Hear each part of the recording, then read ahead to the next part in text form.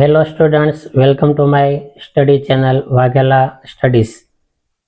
ધોરણ 12 commerce account વિભાગ F દાખલો પહેલો વાર્ષિક હિસાબ. મિત્રો, તમે એક બુકમાં આવી રીતે ખાના દોરી નાખો અને હું જે રીતે બોલું તે વિડીયો પોઝ કરીને તમે લખતા જજો તો તમને વાર્ષિક હિસાબ આવડી જશે. નફા નુકસાન ખાતું બનાવો. વેપાર ખાતું આવે પણ આમાં વેપાર ખાતું નથી આવવાનું પેલા દાખલામાં, કેમ કે વેપાર ખાતે 97,250 લખાયેલા છે એટલે નહીં આવે.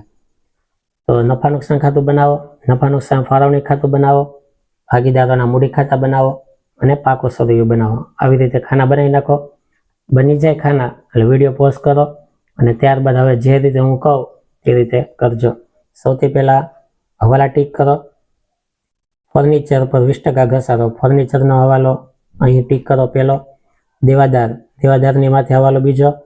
ખાલખાદ માહિતી બીજો હવાલો. મનો વિનો ને પગાર આપવાનો છે તે ટીક નથી કરવાનો.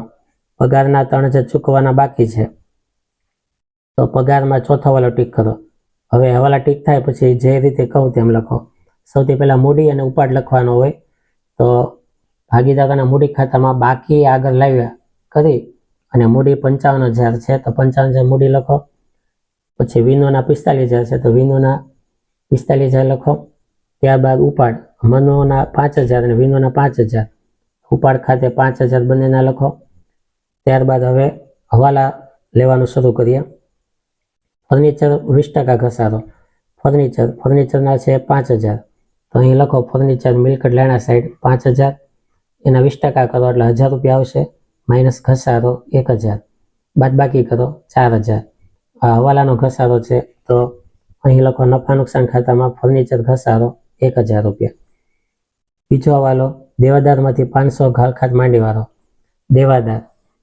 દેવાદારો લખાયેલા છે 40,000 તો અહીં લખો દેવાદાર 40,000, તેમાંથી માઇનસ ઘાલખાત હવાલાની 500 બાદ કરો 39,500 આવશે.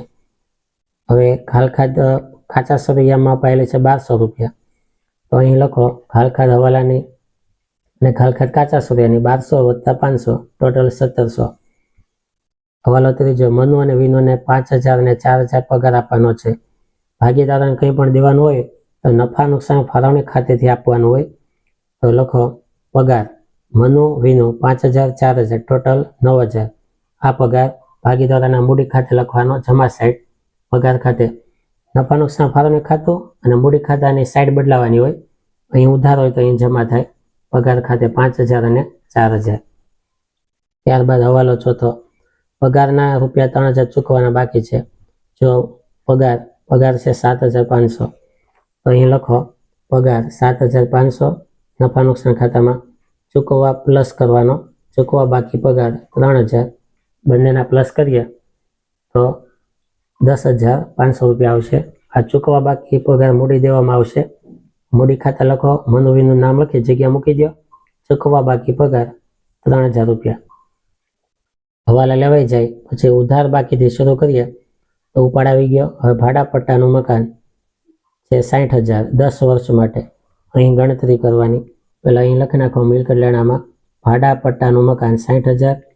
હવે 10 વર્ષ 60,000 ભાગ્યા 10 6,000 રૂપિયા 1 વર્ષના થાય તો 1 વર્ષનું ભાડા પટ્ટાનું મકાન માંડી વાળવાનું માઇનસ માંડી વાળેલ ભાડા પટ્ટો 6,000. 60,000માંથી 6,000 બાદ કરો તો આવશે 54,000. એ નફા નુકસાનમાં ઉધાર બાજુ લખો માંડી વાળેલ ભાડા પટ્ટો 6,000 રૂપિયા. ત્યારબાદ લાઈનમાં લઈએ મશીનરી મિલકત કહેવાય 50,000. મિલકત લેણા સાઈડ મશીનરી 50,000. પછી આપેલ વટાવ 350 રૂપિયા. નફા નુકસાન ખાતે લખો જો આપેલ વટાવ 350 રૂપિયા. પછી દેવાદારો આવી ગયા છે. જાવક માલ ગાડા ભાડું 1,200 રૂપિયા. નફા નુકસાન ખાતામાં લખો જાવક માલ ગાડા ભાડું 1,200 રૂપિયા. પછી ફર્નિચર આવી ગયું, પગાર આવી ગયો, ઘાલખાત આવી ગઈ, લેણી ઊંડી 20,000 રૂપિયા. લેણી ઊંડી મિલકત કહેવાય. મિલકત લેણા સાઈડ લખો લેણી ઊંડી 20,000 રૂપિયા. વેપાર ખર્ચ 5,900 જે ખર્ચ છે નફા નુકસાન ખાતામાં જો વેપાર ખર્ચા 5,900 રૂપિયા. રોકડ શિલક 6,000 મિલકત લેણા સાઈડ લખો, રોકડ શિલક 6,000 રૂપિયા. સ્ટોક તારીખ 31/3 છે તો સ્ટોકના 73,000 આખર સ્ટોક કહેવાય. મિલકત લેણા સાઈડ લખો, આખો સ્ટોક 73,000 રૂપિયા. હવે જમા બાજુ મૂડી ખાતા આવી ગયા. મનુની લોન એક સાથે લીધેલી છે તો લોન, મનુની લોન, જો મિલકત મૂડી દેવા સાઈડ લખો, મનુની લોન 50,000 રૂપિયા. હવે કોઈ પણની લોન હોય તો એને 6% લેખે વ્યાજ દેવું પડે. 1/7 ગણો તો 9 મહિના થાય. તો મનુની લોન 50,000 ગુણ્યા 6% ગુણ્યા 9 મહિના છેદમાં 12 ગણતરી કરો કેલ્સીથી તો 2250 આવશે. તો લોનનું વ્યાજ 2250. જે બીજી અસર આપવાની હોય, નફા નુકસાન ખાતામાં ઉધાર બાજુ મનુની લોનનું વ્યાજ 2250 રૂપિયા. પછી મરેલ વટાવ એ ઉપજ છે 400 રૂપિયા. જો અહીં લખવાનું જમા સાઈડ મરેલ વટાવ 400 રૂપિયા. કમિશન 2500 રૂપિયા, કમિશનના 2500. પછી દેવી હુંડી 5,000, દેવી હુંડી મૂડી દેવા સાઈડ લખો, દેવી હુંડી 5,000 રૂપિયા. વેપાર ખાતે આવી ગયું છે. હવે તમામ રકમ પૂરી થાય. હવે નફા નુકસાન ખાતાની જમા સાઈડનો ટોટલ કરીએ તો 1,150,000 આવશે. આ ટોટલ અહીં લેવાનો. તેમાંથી આ દરેક રકમનો ટોટલ માંડી અને 1,150,000માંથી બાદ કરો તો 71,250 આવશે. તેને કહેવાય ચોખ્ખો નફો. જે નફા નુકસાન ફાળવણી ખાતે લખવાનો, અહીંથી નફો અહીંયા લખવાનો. ચોખ્ખો નફો 71,250. આ નફો અહીં લાવવાનો, અહીંથી અહીં લખવાનો. ઉધાર બાજુ ટોટલમાં 71,250માંથી 9,000 બાદ કરો, આવશે 62,250. તેને કહેવાય વેચણી પાત્ર નફો. આ નફાને મનુ અને વિનુને 3/2 પ્રમાણમાં વેચવાનો છે. 3 ને 2 5 થાય, 5 વડે ભાંગવાના. તો મનુનો નફો આવશે 37,350, વિનુનો આવશે 24,900. આ નફો ભાગીદારોના મૂડી ખાતામાં લખવાનો. અહીં વેચણી પાત્ર નફો 37,350 અને 24,900. મનુનો ટોટલ આવશે 97,350, વિનુનો ટોટલ આવશે 73,900. આ બંને ટોટલ અહીં લેવાના.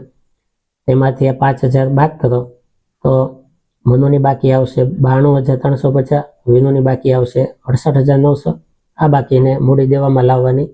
મનુના 92,350, વિનુના 68,900. બંનેનો સરવાળો કરીએ તો 1,61,250 આવશે. મૂડી દેવાનો સરવાળો કરો તો 2,46,500 આવશે. અને મિલકત લેણાનો સરવાળો કરો તો 2,46,500 આવશે. બંને સરવાળો સેમ આવે છે. અહીં દાખલો પૂરો થાય. આ રીતે લખી નાખજો. Thank you.